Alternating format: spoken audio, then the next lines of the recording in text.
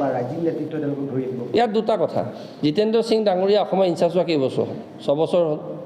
তেখেতৰ 6 বছৰ ইয়াত ইনচাৰ্জ হৈ থাকোঁতে অসমৰ কংগ্ৰেছ দলৰ ৰাজনৈতিক নিৰ্বাচনৰ পাৰফৰ্মেঞ্চ কি? Big zero'. 21 নিৰ্বাচনৰ পাছত বহুত কথা ওলালে, বহুত পাৰ্টি বা কেণ্ডিডেট ল'লে। দুলু আহমেদৰ দৰে ব্যক্তি আঁতৰি যাব লগা হ'ল, যিবোৰ আমাৰ বহুত জিকা চিট আছিল। চিপৰাং মাৰি খন্তি মাৰি জোৰ জবস্তি। কংগ্ৰেছত কি হয়, জোৰ জবস্তি টিকেটটো ঠিকেই দিব পইচা পাতি খায়, কিন্তু জিকোৱাৰ দায়িত্ব কোনো নহয়, আৰু হৰাৰ পাছত তাৰ কোনো একাউণ্টেবিলিটি নাই। এইবোৰতো আমি দেখি আহিছোঁ। এতিয়া আমি ক'ম সেইবোৰ কথা, কোন কোন লিডাৰে কাৰ পৰা কিমান পইচা লৈছিল, সেইবোৰতো বহুত ৰেকৰ্ডিং আছে। দুলু আহমেদ কিয় কংগ্ৰেছ দলৰ পৰা আঁতৰি যাবলগীয়া হ'ল? কাইলৈ হয়তো মোকো খেদি দিব পাৰে, কিন্তু সময়টো বিচাৰ কৰিব কিছুমান কথা। সেইবোৰ লিডাৰ এতিয়াও ডাঙৰ লিডাৰ হৈ আছে, তেওঁলোকৰ পৰা দলে কোনো ব্যৱস্থা গ্ৰহণ নকৰে, সাহস নকৰে। আমি সৰু মানুহ কাৰণে আমাক এক্সপেল কৰিব, আমাক ৰিমুভ কৰিব।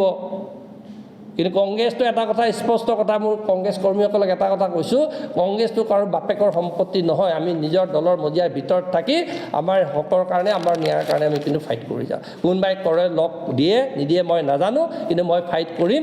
গতিকে এই কথাটো মই আপোনালোকৰ আগত স্পষ্টকৈ কৈছোঁ। AICC 2জনকৈ ছেক্ৰেটাৰী, সন্মানীয় বিকাশ উপাধ্যায় ডাঙৰীয়া, আমাৰ আপাৰ আছাম ইনচাৰ্জ, তেওঁ ৰাতিপুৱা মোক নিজে ফোন কৰি আচৰিত হৈছে। मैं जोवाली कथा जे विकास जी ऐसा ऐसा बात, ये सब छोड़ो, कुछ नहीं, तुम नहीं जा रहे, मुझसे सर नहीं जा रहे तो छोड़ो। तो आज निजे सरप्राइज AICC কোনো ডিসিশন নাই, साथे डांगरिया तेखेते কোনো হোৱা নাই। এতিয়া ভূপেন বৰা ডাঙৰীয়া তেওঁ মোক নিজে প্ৰতিশ্ৰুতি দিছে যে এইটো সৰু কথা হ'ব, তুমি মোক কৈছা মই বিশ্বাস কৰি। তাৰপাছত তেওঁ কাৰ নিৰ্দেশত মোক অপহৰণ কৰিছে পদবীৰ পৰা? কিবা ষড়যন্ত্ৰ সোমাই আছে নেকি? সম্পূৰ্ণ ষড়যন্ত্ৰ থাকিব পাৰে। আৰু দুদিন ৰখি যাওক, গম পাব। আৰু সেইসকলৰ মুখামুখি খুলিম, মই এনেই বহি নাথাকোঁ। স্পষ্ট মোক কালি নিলম্বন কৰে যি কয়, এতিয়া মোক দলে মোক সভাপতি দায়িত্ব দিলেও নলয়। মোক যিটো অপমান, মোক যদি কৰিলে হয় যে এইটো কাৰণত তোমাক মই সভাপতি পদৰ পৰা আঁতৰাবলগীয়া হৈছে, মোৰ আক্ষেপ নাথাকিলেহেঁতেন। কিন্তু যিটো দলক মই ছাৰ্ভিচ দিলোঁ, যিসকলক আমি নেতা হিচাপে মানি ৰাখিলোঁ, আমিতো মন্ত্ৰী MLA নহয়, আমিতো আজিলৈকে পঞ্চায়তৰ এটা টিকেট পোৱা নাই। আমাৰ মুখলৈ চাইতো বহুত হাজাৰ হাজাৰ কংগ্ৰেছ কৰ্মীটো আমাৰ লগতো আছে। আমাৰতো বহুত লিডাৰ আছে যিসকলক ফোন কৰিলে সাধাৰণ কংগ্ৰেছ কৰ্মীয়ে ফোনত নাপায়, চাহ একাপ নোখোৱাই তেওঁলোকে লগত থাকিলে। কাৰ ঘৰত কি হৈছে কোনোবাই খবৰ ৰাখিছে নেকি? আমিতো জিলাৰ সভাপতি হিচাপে জিলাত থকা কংগ্ৰেছ কৰ্মীসকল আমিতো আশ্বাস দিব লাগে, আমাক কোনে আশ্বাস দিব? আমি যদি কিবা এটা মত বিৰোধ কৰোঁ, হ'ব পাৰে গণতান্ত্ৰিক এটা ৰাজনৈতিক দলত মই কোনোবা এজন পাৰ্টিক মই ব্যক্তিগতভাৱে সমৰ্থন কৰিব পাৰোঁ, নকৰিব পাৰে। দলীয় হাইকমাণ্ডে আজি কি ৰজনা টিকিক এনাউন্স কৰিছে নেকি কেণ্ডিডেট বুলি? মোৰ চইচ নহ'ব পাৰে, এইটো মোৰ ব্যক্তিগত কথা। মই বিচাৰিব পাৰোঁ কাজিৰঙাত গৌৰৱ গগৈ খেলিবলৈ বিচৰাটো মোৰ কি ভুল হৈছে নেকি? ভুল হৈছে যদি গৌৰৱ গগৈ কৈ দিয়ক। তেখেতক যোৰহাট লোকসভাত নিৰ্বাচন খেলিবলৈ আমি পৰামৰ্শ দিয়াটো আমাৰ কি ভুল হৈছে নেকি? ছাত্ৰছাত্ৰী এটা কংগ্ৰেছ চলি আছে, সেইজন ব্যক্তিৰ পৰিচালনা যদি নগাঁৱলৈ যাব পাৰে, তেতিয়া কাজিৰঙাৰ কৰ্মীসকলৰ লগত এবাৰ আলোচনা কৰি তেওঁ কিয় নকৰিলে? মই এজন জিলা সভাপতি, মই জানিব নালাগিব নেকি মোৰ বৰ্তমান 10 বছৰত থকা সাংসদজন কোনটো লোকসভা সমষ্টিত খেলিব? মই ইমান ঘনিষ্ঠ থকাৰ পাছত মোক কিয় এবাৰ তেওঁ কোৱা নাই যে এইকেইটা কাৰণ মই যাব লাগিব? আমিতো তেখেতক অসমৰ লিডাৰ হিচাপে বিচাৰিছোঁ, এটা বিশেষ সম্প্ৰদায়ৰ আমি লিডাৰ বিচৰা নাই নহয়। এজন বিশেষ ব্যক্তিৰ তলত থকাতে তেখেতে দলীয় দায়িত্ব লোৱাটো আমি বিচৰা নাই নহয়। আৰু সেইটো কোৱাটো যদি পাপ, তেতিয়াহ'লে হাজাৰটা পাপ কৰিম মই। কংগ্ৰেছ দলৰ ভালটো মোক আঁতৰাই দি যদি কংগ্ৰেছ দলটো ভাল হ'ব বুলি যদি ভূপেন বৰা গৌৰৱ গগৈ ভাবিছে, তেতিয়াহ'লে মই তেনেকুৱা ভুল কৰিবৰ কাৰণে মই হাজাৰবাৰ মই প্ৰস্তুত আছোঁ। চাওক, মই এগৰাকী মিচিং সম্প্ৰদায়ৰ ল'ৰা। 14 ফেব্ৰুৱাৰী আমাৰ জাতীয় উৎসৱ আলি আই লৃগাং আছিল। মই সাক্ষাৎ কৰিবলৈ যাওঁতে মই গামোচা নলৈ কি মই বেলেগ বঙালী গামোচা এখন বা বেলেগ এখন লৈ যাব লাগিছিল নেকি? আৰনা এখন নিব লাগিছিল নেকি? আৰু সেইটো যদি মই মিচিং হিচাপে মই যদি নিজৰ জনগোষ্ঠীৰ গামোচাখন দিয়াটো অপৰাধ বুলি তেওঁলোকে গণ্য কৰিছে, তেওঁক সাক্ষাৎ কৰাটো যদি গণ্য কৰিছে, তেতিয়া তাতকৈ দুৰ্ভাগ্যজনক কথা একো হ'ব নহয়। তেতিয়াহ'লে কোনো জনগোষ্ঠীয়ে তেওঁলোকৰ লগত নাথাকিব, কোনোৱেই নাথাকিব। কোনোবা বড়ো সম্প্ৰদায় কোনোবাই যদি প্ৰমোদ বড়োৱে যদি লগ কৰিবলৈ যাওঁতে তেওঁ কি নিজৰ বড়ো আৰনা এখন নিদি পিনে তেওঁ কি বেলেগ গামোচা দিব নেকি? আৰু সেইটো দিয়াটো কি বেলেগৰ কাৰণে পাপ হ'ব পাৰে নেকি?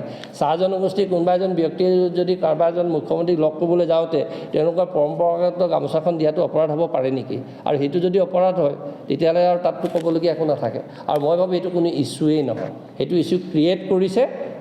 চিম্পল কথা, তাত কোনোবাই হয়তো ভাল পাইছে, তেওঁ গ'লে হয়তো ৰজনা টিকিৰ কাৰণে অসুবিধা হ'ব থাকিলে, গৌৰৱ গগৈ নগাঁৱলৈ ইলেকশ্যন খেলিবলৈ যাবলৈ অসুবিধা পাব।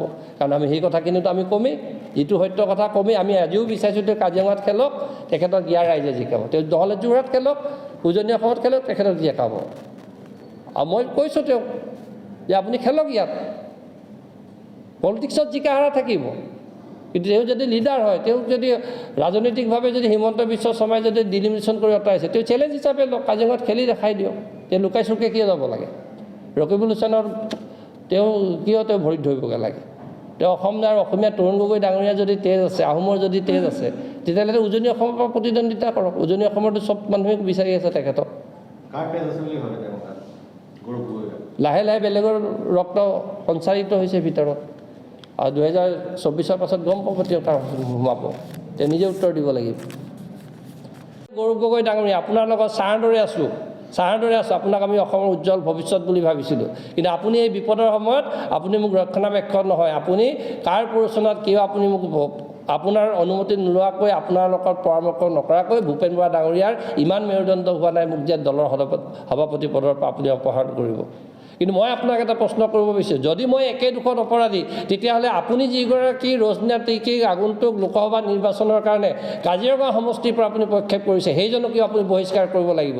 সেইগৰাকী বিধায়িকা, তেতিয়াৰ প্ৰাক্তন বিধায়িকা ৰজনীয়া তিৰ্কী ডাঙৰীয়ানী, যিগৰাকী নিজে বিধায়ক হৈ থকাৰ পাছত সৰুপথাৰ সমষ্টিত কিন্তু প্ৰথম বিজেপি কাৰ্যালয়ত গামোচা লৈছিল। সেইগৰাকী আপোনাৰ প্ৰক্ষেপিত সৰুপথাৰ সমষ্টি, কাজিৰঙা সমষ্টিৰ কংগ্ৰেছ দলৰ প্ৰাৰ্থী, যিজনৰ পিতৃয়ে অসম চাহ মজদুৰ কংগ্ৰেছক দুভাগ কৰি BCMS কৰিছিল। কিন্তু দলে তেওঁলোকৰ ওপৰত ব্যৱস্থা গ্ৰহণ নকৰে, কাৰণ তেওঁলোক বিধায়ক, তেওঁলোক বিধায়িকা, তেওঁলোক ডাঙৰ ফেমিলি। কিন্তু আমি এজন সাধাৰণ জনগোষ্ঠীৰ ল'ৰাৰ কাৰণে, মই মুখ্যমন্ত্ৰী ডাঙৰীয়াক মিচিং জনগোষ্ঠীৰ এজন ল'ৰা হৈ মোৰ এখন মিচিং যদি মই গামোচা পিন্ধোৱাৰ কাৰণে যদি অপৰাধ, তেনেকুৱা মই হাজাৰটা অপৰাধ কৰিবৰ কাৰণে মই সাজু আছোঁ। কিন্তু যিসকলে কিন্তু মুখ্যমন্ত্ৰী ডাঙৰীয়াক কিন্তু ৰাতি লগ কৰিছে, তেখেতসকলৰ ওপৰতো আপুনি ব্যৱস্থা গ্ৰহণ কৰিবৰ কাৰণে প্ৰেচাৰ কৰিব লাগিব।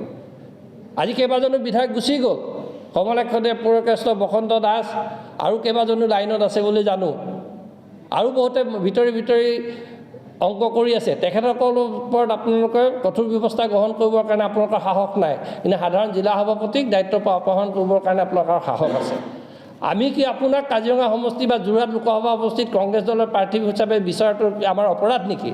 যিটো সমষ্টিত যোৱা 2014 মোদীৰ চুনামীৰ সময়ত বিজেপিৰ প্ৰবল ঢৌৰ মাজতো কিন্তু কাজিৰঙাৰ সমষ্টি কলিয়াবৰ লোকসভা সমষ্টি ৰাইজে আপোনাক দুবাৰকৈ জিকাই পঠাইছিল। আপুনি কোনজন জিলা সভাপতি, কোনজন ব্লক সভাপতি, কোনজন দলৰ তৃণমূল পৰ্যায়ৰ কৰ্মীৰ লগত আলোচনা কৰি আজি নগাঁৱলৈ আজি গুচি যাবলৈ লৈছে? তাৰ উত্তৰ আমি কেনেকৈ কংগ্ৰেছ দলৰ কৰ্মীসকলক ক'ম, মোৰ জিলাৰ কৰ্মীসকলক ক'ম? আপুনি আজিলৈকে কওকচোন, আজি কোনোবা আপুনি মোৰ লগত জিলা সভাপতি হিচাপে আলোচনা কৰিছিল নেকি? আপোনাকতো যোৰহাটৰ ৰাইজেও বিচাৰি আছে, কিয় স্পষ্টকৈ আজিও ক'ব নোৱাৰে যে নহয় মই জিকিলেও হাৰিলেও কাজিৰঙাত প্ৰতিদ্বন্দ্বিতা কৰিম? আপুনি যদি এৰি থৈ গুচি যাব পাৰে কংগ্ৰেছ দলটোক, আমাক যদি এৰি থৈ আপুনি নগাঁৱলৈ পলাই যাব পাৰে, ৰকিবুল হুছেইনৰ লুমিতলত যদি সোমাব পাৰে, তেতিয়াহ'লে আপোনাৰ গাত তৰুণ গগৈৰ তেজ নাই, আপোনাৰ গাত আহোমৰ তেজ নাই, আপোনাৰ দেহত ৰকিবুল হুছেইনৰ তেজ অংকুৰিত হৈছে, মিয়াৰ তেজ সঞ্চাৰিত হৈছে। অসমৰ ৰাইজে, উজনি অসমৰ ৰাইজে কিন্তু আপোনাক ভৱিষ্যতৰ ৰাজনীতিত ক্ষমা নকৰে, সেইটো স্পষ্ট কথা। এইটো আপুনি যোৰহাটৰ পৰা প্ৰতিদ্বন্দ্বিতা কৰক, কাজিৰঙাৰ পৰা প্ৰতিদ্বন্দ্বিতা কৰক, আপোনাক অসমৰ ৰাইজে জিকাব। এই কথাখিনি মই ক্ষোভত কৈছোঁ, অহা কাইলৈ মই তাত যাম আৰু সকলো কংগ্ৰেছ কৰ্মীক সংবাদ মাধ্যমৰ যোগেৰে কৈছোঁ, মই এতিয়াও কংগ্ৰেছ দলত আছোঁ, এতিয়াও মই কংগ্ৰেছ দলৰ প্ৰাথমিক সদস্য, মই বিষয়বাদ ডাঙৰ কথা, এতিয়াও মোৰ ডিঙিত কংগ্ৰেছ দলৰ পতাকা আছে, ৰাহুল গান্ধীৰ বেজ মই এতিয়াও লৈ ঘূৰি। মোৰ এই আৱেগ অনুভূতিক আপোনালোকে যদি ইটিং কৰে, ভৱিষ্যতৰ দিনত কিন্তু আপোনালোকক কংগ্ৰেছ কৰ্মীসকলে ক্ষমা নকৰিব। ভূপেন বৰা ডাঙৰীয়া, আপুনি এজনকৈ দলৰ পৰা খেদাই দিয়াতকৈ মানুহখিনিক কেনেকৈ ৰাখিব পাৰে, দলীয় কৰ্মীসকলক কেনেকৈ উৎসাহিত কৰিব পাৰে, এই কথাটো আপুনি চিন্তা কৰক। খেনুক দেখি আপুনি ৰান্ধিব, খেনুক দেখি বান্ধিব, সেইটো নীতি কেতিয়াও হ'ব। আপোনাক আমি প্ৰত্যেক মুহূৰ্তত আমি চাথ দিছোঁ, ব্যক্তিগতভাৱেই হওক, দলৰ সভাপতি হওক, প্ৰত্যেকটো মুহূৰ্তত আমি আপোনাৰ লগত আছোঁ। কিন্তু আজি যেতিয়া মই এইটো সিদ্ধান্ত দিলে, মই তেখেতক যোগাযোগ কৰিব বহুতবাৰ চেষ্টা কৰিছিলোঁ, কিন্তু তেখেতে মোৰ ফোন ৰিচিভ কৰা নাই। কালি সন্ধিয়ালৈকে মই কথা পাতিছোঁ, তেখেতক মই ব্যক্তিগত, মই মোবাইলত মই হোৱাটছআপ কৰি মই ডিটেইলছখিনি কৈছোঁ। তাৰপাছত মোক অপসাৰণ কৰাৰ আগত এবাৰ যদি মোক ক'লেহে যে মই কম্পালচন মই তোমাক অপসাৰণ, মোৰ তেতিয়া বেদনা নালাগিছে। গৌৰৱ গগৈ ডাঙৰীয়াৰ লগত কালি সন্ধিয়া 7টা বজালৈকে মই গোলাঘাট চাৰ্কিটৰ ওচৰত মই দলীয় কাৰ্যসূচীত আছোঁ, এবাৰ ঘূণাক্ষৰেও মোক কোৱা নাই। আজিও তেখেত গোলাঘাটত আছে, মোক যদি ৰাতিপুৱা বা ৰাতি যদি ফোন কৰিলে হয় যে দলৰ কাৰণ এটা বিৰোধ হৈছে, তোমাক এইটো কাৰণে দলৰ দায়িত্বৰ পৰা আঁতৰাই দিছোঁ, মই আক্ষেপ নকৰিলোঁহেঁতেন। কিন্তু মোৰ আক্ষেপ এইটোতে, যিকেইজন ব্যক্তিক লৈ আমি কংগ্ৰেছ দল কৰিছোঁ বুলি ভাবিছোঁ, সেইসকল ব্যক্তিয়ে যেতিয়া বিপদৰ সময়ত হ'ব, কংগ্ৰেছ কৰ্মীসকলক আঠাই সাগৰত পেলাই দিব। আজি সকলোৱে হয়তো প্ৰশ্ন কৰিব পাৰে মই বিজেপি দলত যাবৰ কাৰণে এইখিনি কুচকাউচ কৰিছোঁ, কিন্তু মই আপোনালোকৰ আগত এটা কথা স্পষ্ট কৰি দিছোঁ, মই কোনো বিজেপি দলত যাবৰ কাৰণে মই কোনো ধৰণৰ অভিপ্ৰায় কৰা নাই। কিন্তু এতিয়া এটা কথাটো এনেকুৱা হৈছে, তেওঁলোকে মোক নিজেই দলৰ পৰা এতিয়া খেদি দিব বিচাৰিছে। আজি সংবাদ মাধ্যম কৰিছোঁ, কালি মোক নিলম্বন কৰিব। তাৰ পৰৱৰ্তী সময়ত আপোনাৰ তেনেকুৱা এটা সিদ্ধান্ত আহিব? মই এতিয়াও যুঁজিম। ৰাহুল গান্ধী ডাঙৰীয়াই কৈছে ন্যায়ৰ কাৰণে আমি সংগ্ৰাম কৰিব লাগিব, মই সংগ্ৰাম কৰিম। কাইলৈ ৰাজীৱ ভৱন যাম, ভূপেন বৰা ডাঙৰীয়াক অনুৰোধ কৰিম, তেখেতৰ লগত মই সময় বিচাৰিম। আজি তেখেতে যদি সময় দিয়ে মই পাতিম, নহ'লে মই তাত মই বহিম। মই অৱস্থান ধৰ্মঘট কৰিম, অনশন কৰিম, তাত বহিম। মোক উত্তৰ লাগিব। মোক যদি অপহৰণ কৰিছে বাকী MLA বিলাককো অপহৰণ কৰিব লাগিব, তেওঁলোকৰ ওপৰতো দলে একশ্যন ল'ব লাগিব। এই যিসকল গাদ্দাৰ বিধায়কৰ লিষ্ট তেখেতৰ ওচৰত আছে, তেওঁ ৰাজহুৱা কৰিব লাগিব। যিবিলাকে অমৃত কলৰ যাত্ৰাত অংশগ্ৰহণ কৰিছিল, যিসকলে তাত গৈ বাহিৰত বিজেপি দলৰ কাৰ্যসূচীত মুকলিকৈ তেওঁলোকে গৈছিল, তেখেতসকলৰ ওপৰত কিন্তু দলে ব্যৱস্থা গ্ৰহণ নকৰে। সেইখিনি উত্তৰ দিব লাগিব। সাংবাদিক বন্ধুসকল, মই 2021 চনৰ 30 জানুৱাৰী তাৰিখে গোলাঘাট জিলা কংগ্ৰেছ কমিটিৰ সভাপতিৰ মই দায়িত্ব লৈছিলোঁ। যি সময়ত অজন্তা নেওগ ডাঙৰীয়ানীয়ে কংগ্ৰেছ দল এৰি গৈছিল, তেনেকুৱা এটা দুৰ্যোগপূৰ্ণ পৰিৱেশত মই দলৰ দায়িত্ব ল'ব হৈছিল। আজি 16 ফেব্ৰুৱাৰী 2024 চন, 3 বছৰ 1 মাহ 16 দিন পাছত যিটো দলক আজি মই 15 বছৰে সততাৰে নিষ্ঠাৰে কংগ্ৰেছ দলৰ এগৰাকী সাধাৰণ কৰ্মী হিচাপে যিখিনি দায়িত্ব দিছিল, সেই দায়িত্বখিনি পালন কৰাৰ পাছতো মাত্ৰ এখন ফটোক লৈ বৰ্তমানৰ প্ৰদেশ কংগ্ৰেছৰ সন্মানীয় সভাপতি ভূপেন বৰা ডাঙৰীয়াই মোক কোনো আত্মপক্ষ সমৰ্থন কৰাৰ সুযোগ নিদিয়াকৈ মোক দলৰ সভাপতিৰ দায়িত্বৰ পৰা অপসাৰণ কৰিছে। সেই বিষয়টোত মই অতিকৈ মৰ্মাহত। মই গভীৰ মোৰ এটা আৱেগ, যি অনুভূতি, তাৰ কাৰণে মই আপোনালোকক আজি কথাখিনি অৱগত কৰিব বিচাৰিছোঁ। হয়, মই যোৱা 14 ফেব্ৰুৱাৰী তাৰিখে অসমৰ মাননীয় মুখ্যমন্ত্ৰী হিমন্ত বিশ্ব শৰ্মা ডাঙৰীয়াক মই সৰুপথাৰত তেখেতক লগ কৰাটো সত্য, আৰু সেই কথাটো যোৱাকালি মই সংবাদ মাধ্যমৰ যোগেদি মই স্পষ্টীকৰণো দিছিলোঁ যে মই সম্পূৰ্ণ এটা ঘৰুৱা ব্যক্তিগত কাৰণত তেখেতক লগ কৰিছিলোঁ। আৰু সেই কথাখিনি যোৱাকালি মই মাননীয় সভাপতি ভূপেন বৰা ডাঙৰীয়া আৰু কলিয়াবৰ লোকসভা সমষ্টিৰ সন্মানীয় সাংসদ গৌৰৱ গগৈ ডাঙৰীয়াক মই অৱগত কৰিছিলোঁ। আৰু মোৰ এইটো কাৰণেই দুখ লাগিছে, দুয়োগৰাকী ব্যক্তিৰ লগতে মোৰ ঘনিষ্ঠ সম্পৰ্ক। আজি গৌৰৱ গগৈৰ লগতো বিগত 15 বছৰ তেখেতৰ লগত ছাঁৰ দৰে থাকি মই প্ৰত্যেকটো ৰাজনৈতিক কামত মই সক্ৰিয়ভাৱে অংশগ্ৰহণ কৰিছোঁ।